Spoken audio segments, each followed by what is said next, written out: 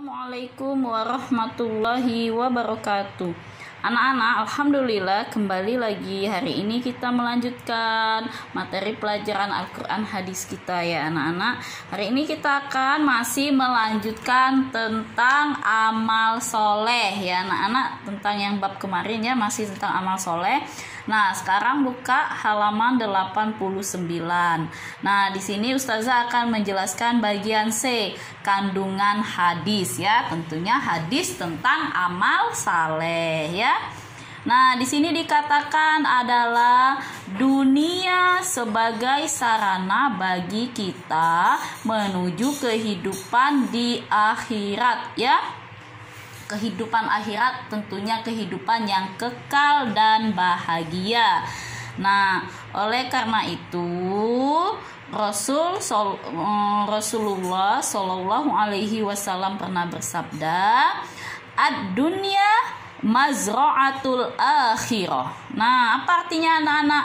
Ya, dunia itu sebagai sawah ladang akhirat. Nah, yang namanya sawah ladang pastinya dipakai untuk bercocok tanam ya anak-anak. Itu kalau sawah ladang yang aslinya, yang benaran. Nah, ini sawah ladang ini diumpamakan kita di dunia ini harus selalu menanamkan amal-amal yang baik atau amal-amal soleh agar nanti kita bisa mendapatkan surganya Allah, hidup kekal di dalam surga Allah ya anak-anak. Nah, semua amal soleh yang dilakukan manusia di dunia ini akan terputus anak-anak setelah manusia itu meninggal dunia. Akan terputus semua amal kebaikannya di dunia ini. Tapi anak-anak ada 3 amal, 3 perbuatan yang tidak akan terputus, yang masih mengalir ke kita pahalanya walaupun kita sudah ada di dalam kubur ya, sudah meninggal. Apa itu anak-anak? Yang pertama adalah sedekah jariyah. Sedekah jariyah itu anak-anak artinya sedekah yang dapat membawa manfaat bagi banyak orang ya. Pahalanya karena jariyah itu artinya tidak akan terputus anak-anak meskipun sudah meninggal. Nah, apa contoh sedekah jariyah anak-anak? Ini contohnya adalah menginfakkan harta benda ya.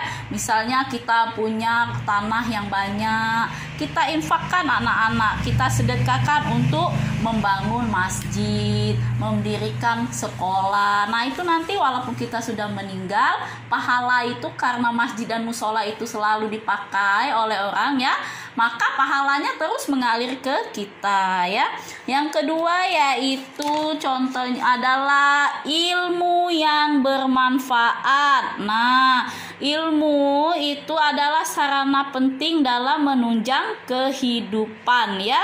Karena orang yang berilmu itu anak-anak dijanjikan Allah akan memperoleh penghargaan dari Allah dan juga dari manusia ya.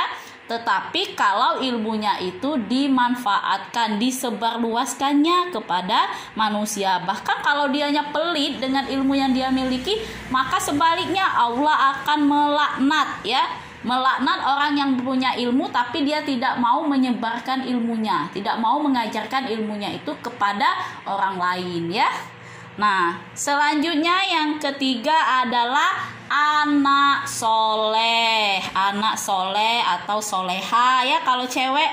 Nah, anak soleh, anak soleha itu dambaan setiap orang tua ya. Karena anak soleha adalah anak yang selalu berbakti dan mengikuti nasihat orang tuanya selama tidak menuju pada perbuatan yang maksiat atau perbuatan yang dilarang oleh Allah ya. Nah, adapun ciri-ciri anak soleh anak-anak itu ada berapa? A sampai F, ada 6 ya anak-anak, nanti bisa kalian baca ya. Nah, Lanjut Ustazah akan menjelaskan amal soleh yang dikerjakan setiap manusia harus dilandasi dengan niat yang sungguh-sungguh.